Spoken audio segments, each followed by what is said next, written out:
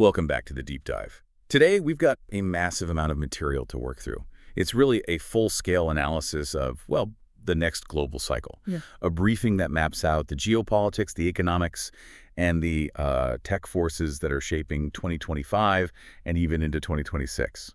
And for this, our source material is really singular. It's the detailed, and I have to say, often jarring geopolitical assessment from Mookie Tenenbaum. Right, and he pulls no punches. Not at all. So our mission today is pretty laser-focused. We are going to be extracting the most crucial nuggets of knowledge that Tenenbaum has delivered. This covers a lot of ground. It really does. We're talking his insights on global conflicts, the shifting nature of Trump's economic policies, which he sees through a totally new lens, and the absolutely dizzying speed of our technological future. And the goal for you, our listener, is to walk away with a shortcut, really. Yeah. A sophisticated, contextualized way to understand this incredibly complex and fast-moving global landscape. Exactly. And Tenenbaum offers a particularly sharp, I'd even say cynical lens on what really matters to the people in power. Okay, so let's preview what's coming up. Tenenbaum promises a pretty dramatic tour. We're going to unpack his core insights, starting with, well, a difficult truth. Why the war in Ukraine is fundamentally structured to last, not for a quick resolution. And from there, we pivot to what I think is maybe the most fascinating part of his analysis. I agree. It's Trump's worldview. The idea that he treats the United States like a company, he's the CEO, and every citizen is a shareholder, it's a wild concept. It really is. Then we'll look at a surprising new geopolitical rivalry in the Middle East that's kind of replacing the old conflicts. And finally, we're going to confront Tenenbaum's really stark prediction about massive job displacement because of artificial intelligence agents. It is a lot to cover. So let's get into it. Let's start with the hard facts of this enduring conflict. Tenenbaum kicks things off with a philosophical and, frankly, a pretty sad point about how we, especially the media, consume conflict. He says wars are often seen as the sexiest news, meaning they get this huge but totally unsustainable amount of attention right when they break out. And that's such a critical insight into, the media's attention span. Tenenbaum argues that the news cycle, it's driven by what's new, by shock, by the need for a neat story. So it only really focuses on two moments. The beginning and the end. Exactly. The very beginning, that sudden shock of an invasion, and then its supposed conclusion. But the crushing, daily, ongoing reality of the conflict, what happens in the middle. That gets ignored. The media attention just fades. But people are still dying every single day. The infrastructure keeps crumbling. The humanitarian tragedy gets deeper and deeper. But this long middle part gets neglected because it doesn't have a simple, dramatic story. So if the media is always chasing the start or the finish line, then any talk of peace becomes, inherently dramatic. Right. And Tenenbaum's analysis suggests that this major high-stakes meeting that everyone's watching, the one between Zelensky and Trump, will be, and this is his word, fruitless. He believes the whole environment is just stacked against a productive outcome. It's, set up for futility. And that's largely because of the narrative framing that's been established by Trump himself. How so? Well, Trump has already stated, very explicitly, that he is the one who decides when the war is over. That statement alone, Tenenbaum notes, is crucial. It completely shifts the perceived leverage before anyone even sits down at the table.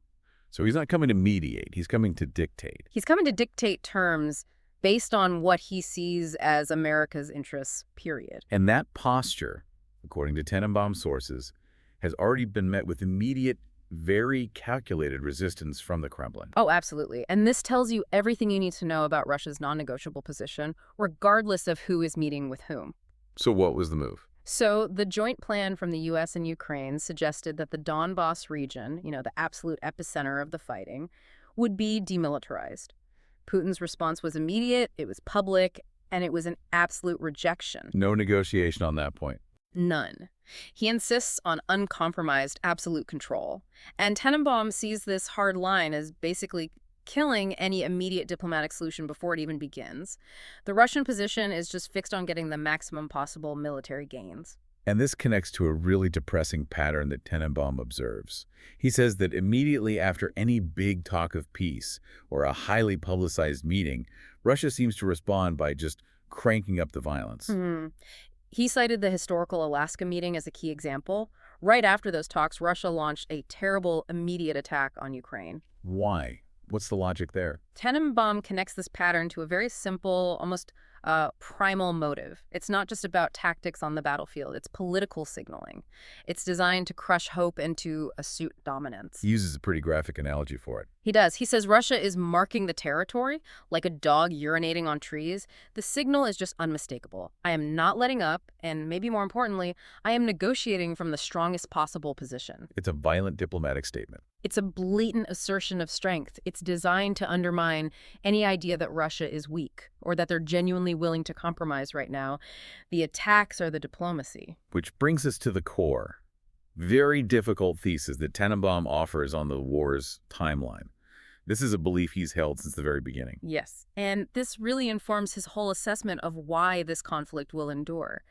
The stark reality he laid out from day one is this: countries with atomic bombs do not lose wars. So for Russia, defeat isn't even an option on the table. It was never an option, and therefore the conflict just inevitably becomes a war of attrition. It's about who can last longer. It's about time, resources, and, crucially, the internal political structures of each side. And Tenenbaum points out that Russia's regime is, well, built for this. It is. It has the population and the political structure, a stable, non-accountable authoritarian state, to just endure this for the long haul. They can absorb massive casualties, they can absorb economic sanctions, really indefinitely. And that's the key difference, isn't it? The authoritarian state versus the democracy. Precisely.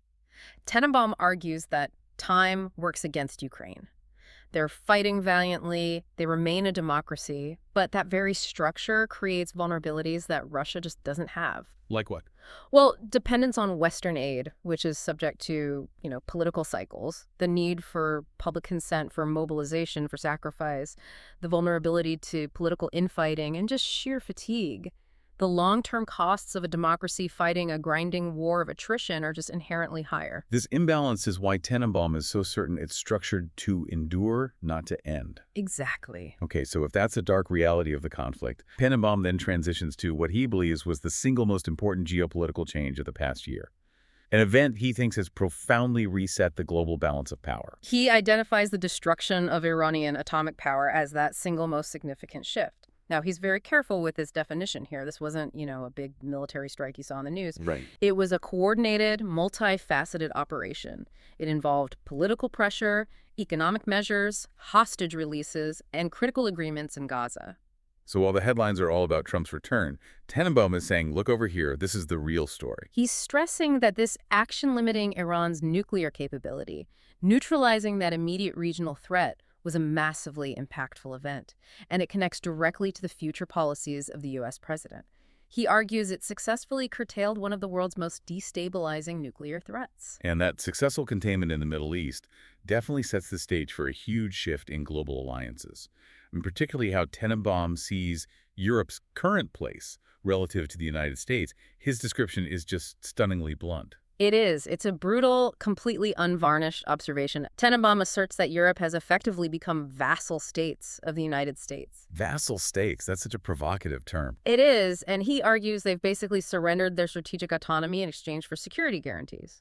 But what's his justification for such an alarming assessment? What's the core mechanism of this dependency he's talking about? The justification is their fundamental existential vulnerability. Europe relies entirely on the U.S. military, and, more critically, the U.S. atomic umbrella for its ultimate security. Simple as that. Without that guarantee, they're exposed. They're potentially vulnerable to neighboring nuclear powers.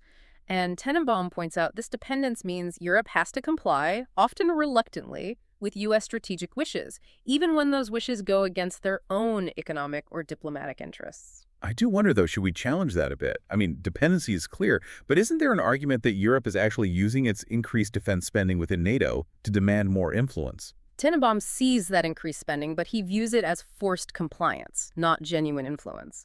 He argues that recent history shows the power dynamic very clearly. When the U.S. dictated key policies on trade, on sanctions, on energy Europe, because they lack a viable, unified, independent military option, they just consented. So in his view, they're not equal partners. No. They are client states following the agenda set by the dominant military power. They've outsourced their ultimate security, and that comes with geopolitical strings attached. Let's shift gears completely then and dive into what Tenenbaum calls the unique operational philosophy of a potential new administration. This idea where the United States is seen not as a traditional nation state, but purely as a company. He synthesizes this corporate view so meticulously, he actually defines the roles. In this framework, the leader is the chief executive officer, the CEO. Okay. And by extension, the American people are explicitly defined as the shareholders, the owners who expect a return on their national investment. And Congress. They're just the board of directors, tasked with oversight, budgetary approval, but ultimately they are subordinate to the CEO's vision. It's a complete reframing of governance as business management. It's totally divorced from traditional diplomacy. So if the USA is the company, what's its mission statement, according to Tenenbaum? The mission statement is framed as this desperate correctional action against decades of what's seen as mismanagement. The CEO argues that the previous situation was that they were always taking advantage of us. They, meaning every other nation. Right. Therefore, the new company goal is fiercely simple: recover what they took. And this sets an explicitly transactional, and I would say isolationist, tone for all international relations. Every diplomatic decision becomes a business negotiation. Measured in dollars and cents. Exactly, not in global stability or alliances. This transactional thinking then immediately explains the whole strategy behind tariffs.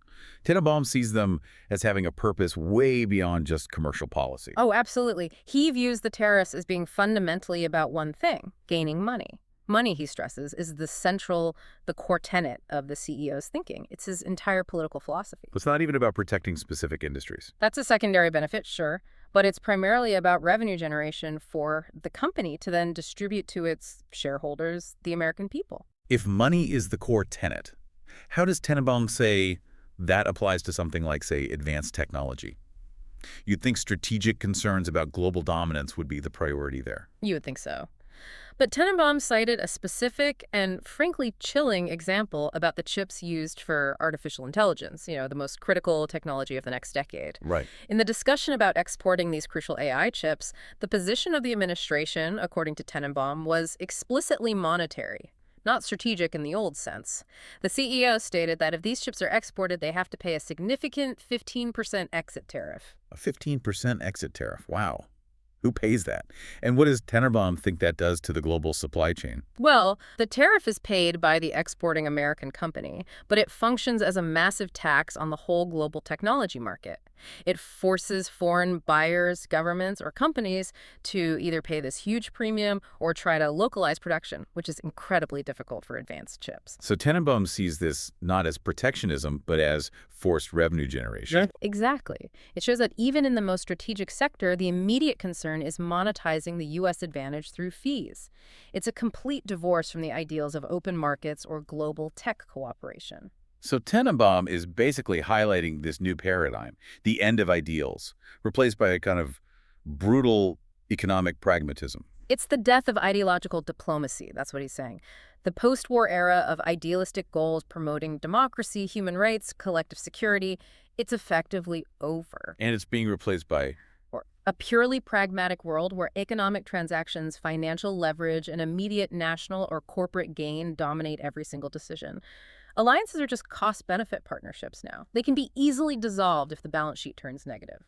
Okay, so if this is the mindset, this transactional CEOism, we have to ask about the stability of the power structure. How does Tenenbaum analyze the domestic support that makes this whole philosophy viable? Tenenbaum is very clear on this. He states the CEO has the necessary structural support.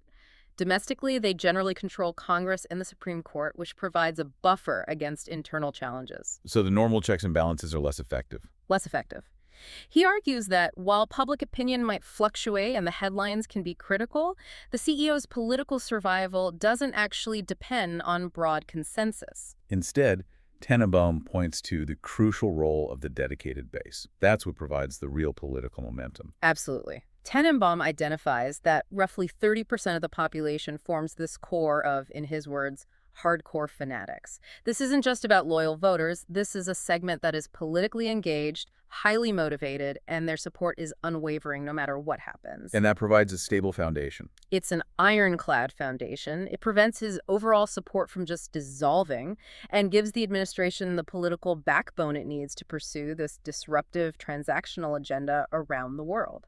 And what are the proposed economic benefits that Tenenbaum noted for the average American shareholder, the things that reinforce this corporate loyalty? Well, he noted that U.S. inflation remains relatively low, which is a key domestic metric.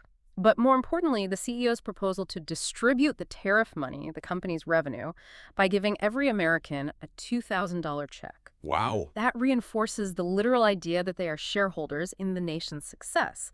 It instantly ties the economic benefit of the transactional foreign policy directly to the individual American's wallet.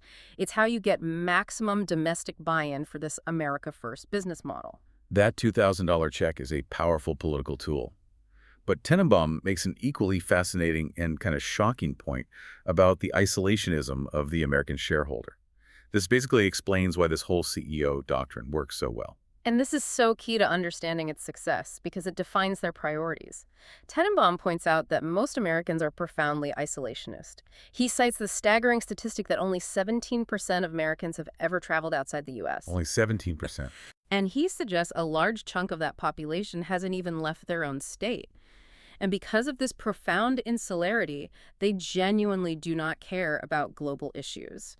The war in Ukraine, political stability in the South China Sea, instability in South America, it's just not on their radar. And I remember Tenenbaum's specific note on that last point, that they see all of South America as just one place. Yes. He notes that the average American shareholder generally views the entire region south of the border as one kind of amorphous, distant place they just call Mexico. Their core concerns, the things that drive their vote, are purely domestic and financial. The price of gas. The price of gasoline, the cost of groceries, their mortgage payments. This isolationist worldview provides the perfect environment for a transactional CEO to operate without facing public pressure on ideological foreign policy issues. Let's follow that geographical thread then. Yeah. How do events in a place like Venezuela connect back to the grand geopolitical chessboard of Russia-Ukraine, as Tenenbaum has detailed it? Tenenbaum connects these dots through a classic pressure play. He sees what's happening in Venezuela as a deliberate part of the CEO administration's global pressure campaign aimed right at Russia. And the message is? The message to the Kremlin is simple and aggressive. You mess with my allies, I mess with yours. It's an explicit tit-for-tat pressure tactic. It's designed to raise the internal political cost for Russia of continuing its actions in Ukraine. And Tenenbaum highlights that this pressure is a dual message. It's not just aimed at Moscow. Indeed. Venezuela is a key ally of both Russia and China. So while the immediate pressure on Maduro's regime is aimed at Moscow, trying to disrupt their economic lifelines, Tenenbaum notes it's also a very clear message to Beijing. Right. The implication is that if China keeps supporting U.S. adversaries, the U.S. is willing to disrupt Beijing's partnerships anywhere in the world. It raises the transactional cost of antagonism for everyone. Moving beyond just specific countries, Tenenbaum identifies a much broader trend sweeping the region, a definite shift to the political right across South America. He sees this as a tectonic shift that naturally benefits this transactional agenda from the U.S. You can really map this trend through the specific examples Tenenbaum analyzes. He notes that countries that were previously neutral or leaning left, like Chile, are clearly shifting right. In Colombia, a major regional player, Tenenbaum predicts that President Petro, who's left-leaning, will certainly lose the next elections in May. Not just lose, but lose badly. By a significant margin, based on the internal polling he's tracking, it shows a deep dissatisfaction with the current direction. What about the complicated internal politics Tenenbaum saw in Bolivia? That's historically been a flashpoint for U.S., Russia, Iran interests. Bolivia is fascinating. Tenenbaum sees their internal political disputes being resolved because of external fear. There was this big rivalry between the president and vice president, but he believes it will be contained because of a mutual fear of outside forces, what he called the horror of the others. Referring to the jailed ex-president. Exactly, and the memory of political violence. And crucially, he noted that Bolivia previously had Iranian soldiers on its soil, which highlights the old geopolitical alignments that this new rightward trend is trying to break. And he mentioned Honduras, too. Yes, Honduras, with the situation around Ashura, is part of this regional change, destabilizing the left-wing political groups. So we see this broad alignment with the U.S. model across the region, with one notable exception that Tenenbaum mentions. Yes. Paraguay is the only country he notes that has largely maintained its political position through all of this, not really moving strongly left or right, just maintaining a careful neutrality in this rapidly changing landscape. It makes it an anomaly. Okay, let's turn to Brazil. Tenenbaum points to Lula's significant domestic challenges. even though Brazil is still this massive, powerful economy. Lula is facing some serious structural domestic problems that Tenenbaum emphasizes. First off, he lacks a majority in parliament, which severely limits his ability to pass any sweeping left-leaning policies.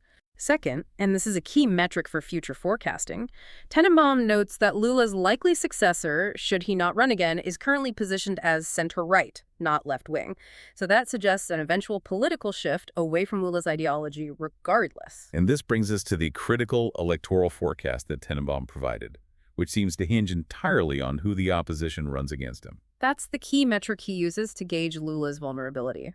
If the governor of São Paulo, a popular Bolsonarista who has had real success fighting crime and getting tangible results, runs against Lula, Tenenbaum predicts Lula loses decisively. But if it's Bolsonaro's son? If the opposition just relies on the name recognition of Bolsonaro's son, Lula has a much better chance. And this emphasizes Tenenbaum's broader point. For the South American public, real, demonstrable results, like fighting crime, outweigh inherited political dynasties. Tenenbaum then tied this all back to his observation about American insularity, drawing a direct parallel to the Brazilian mindset. Despite running the largest economy in South America, Tenenbaum stresses that Brazilians, like most Americans, just do not look outward. They are overwhelmingly uninterested in global affairs. They see their country as a world unto itself. And he had that great anecdote to illustrate this. It was a memorable one. He recounted arriving in Brazil late one night with US dollars and being completely unable to eat or buy anything until the next day because he couldn't find anywhere willing to change the currency. Wow. It just underscores how little the US dollar penetrates their daily lives or even their consciousness. It's a powerful example of how economic self-sufficiency reinforces this geopolitical isolationism. Okay, let's move to the Middle East. A region Tenenbaum sees as undergoing a rapid, almost dizzying transformation. We have to start with the political resilience of Netanyahu, who Tenenbaum describes almost mythically as a wizard. He focuses on this phenomenon of Netanyahu's political endurance, his strategic timing. He has this almost supernatural ability to resurge just when everyone thinks he's finally finished. Right, when he's liquidated politically. Exactly. And Tenenbaum suggests that Netanyahu has this deep, stable core of support that's far greater and more dedicated than is ever apparent to his opposition or to the media.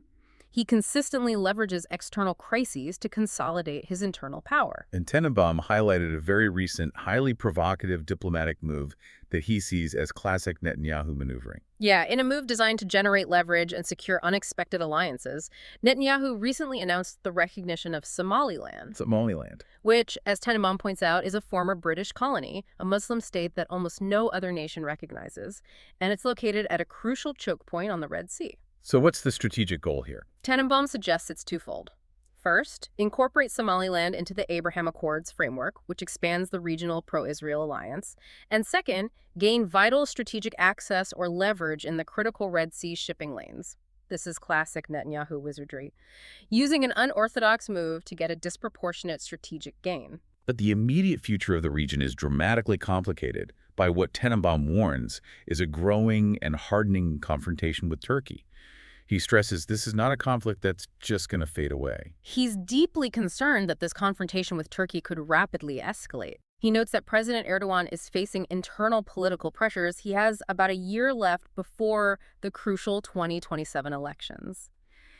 It creates this window for external political maneuvering to, galvanize nationalist support. And these tensions are being fueled by a specific security pact that Tenenbaum detailed. That's the real trigger. That security pact, which involves Greece and Cyprus, is what has truly ratcheted up the tension. Okay, explain that. So Israel reached a major security agreement with Greece and Cyprus. And to understand the danger here, Tenenbaum outlines the essential historical enmity.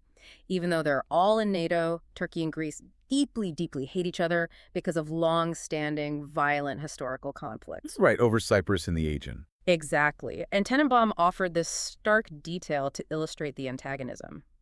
Greece keeps more tanks than Germany, and the vast majority of them are stationed specifically on the border with Turkey. So by aligning with Greece and Cyprus, Israel is positioning itself directly against Turkey's interests in the Eastern Mediterranean. Precisely. The pact is seen by Turkey as a direct attempt to isolate them and undermine their claims to offshore energy reserves. In the eyes of the Turkish leadership, this is a massive strategic blunder. And the fallout was immediate. Shocking fallout. Tenenbaum reported that the Turkish Secret Service chief stated, right after the agreement, that Israel is now considered Turkey's #1 enemy. This isn't just diplomatic language. This is a powerful, dangerous declaration that confirms Tenenbaum's concern that this is a rapidly escalating high-stakes conflict. So Tenenbaum, in synthesizing this whole regional shift, argues that the old balance of power is basically over. It's over. He argues that the traditional narrative of the Middle East, dominated by the threat of Iran, is effectively sidelined. The region is now structurally disputed between two dominant non-Arab powers, Israel and Turkey. And this confrontation is what will define the region going forward. We're going to transition now to what Tenenbaum emphasizes is the most crucial future topic. The thing he says we must absolutely focus on for the coming year, artificial intelligence. He sees this as the single biggest disruption on the horizon. He starts by quantifying AI's current economic impact, and it's just overwhelming.